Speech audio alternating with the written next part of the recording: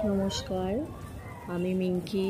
Daily entertainment চ্যানেলে আপনাদের সবাইকে স্বাগত। আজকে আমি কামাখ্যা মন্দিরের কিছু তথ্য আপনাদের কাছে তুলে ধরতে চাই।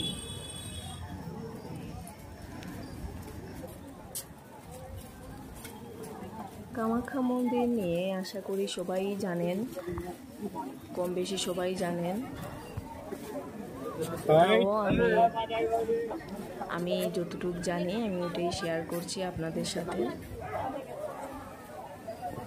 গুয়াহাটি থেকে 7 কিলোমিটার দূরে অবস্থিত কামাখ্যা মন্দিরটি দেশের বৃহত্তম শক্তি মন্দিরগুলির মধ্যে একটি। নীলাচল পাহাড়ে অবস্থিত এই মন্দিরটি তান্ত্রিক উপাসক এবং হিন্দুদের জন্য একটি গুরুত্বপূর্ণ তীর্থস্থান। এটিকে গুরুত্বপূর্ণ বলেও বিবেচনা করা হয় কারণ এটি এমন একটি মন্দির যেখানে আর্য সম্প্রদায়ের বিশ্বাস এবং অনুশীলন অনার্য সম্প্রদায়ের সাথে মিলে যায়। পূর্ববর্তী মন্দিরটি কালা পাহাড় কর্তৃক ধ্বংস করা হয়েছিল, যা পরবর্তীতে 1565 সালে কোচ রাজবংশের শাসক চিলারাই দ্বারা পুনর্নির্মাণ করা হয়েছিল।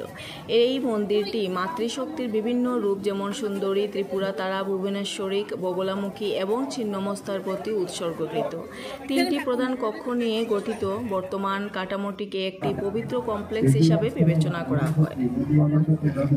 পশ্চিম কক্ষটি আয়তাকার, তার মাঝের কক্ষটি বর্গাকার। মাঝের কক্ষটিতে নরনারায়ণের পবিত্র মন্দিরের মধ্যেই অবস্থিত, যা তৃতীয়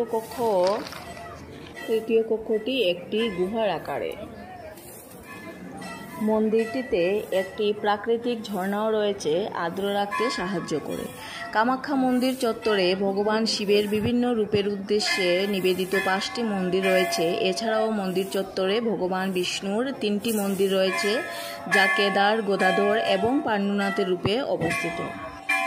এই মন্দিরের সাথে জড়িত বেশ কিছু কিংবদন্তি এবং পৌরাণিক কাহিনী রয়েছে। একটি জনপ্রিয় কিংবদন্তি অনুসারে বিশ্বাস করা হয় যে সতীর প্রজনন অঙ্গ এই স্থানে পৃথিবীতে বসতি স্থাপন করেছিল, যার পর তার মৃত্যু হয়েছিল। অন্যদিকে আরেকটি জনপ্রিয় বিশ্বাস অনুসারে এই মন্দিরটি দেবী কালীর সাথে সম্পর্কিত।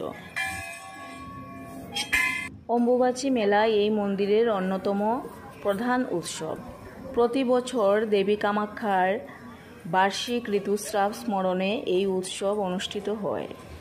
আরও বলা হয় যে জুন মাসের মাঝামাঝি সময়ে যা একটি আহারও যোনির মধ্যে দিয়ে প্রবাহিত একটি প্রাকৃতিক ঝর্ণা রয়েছে।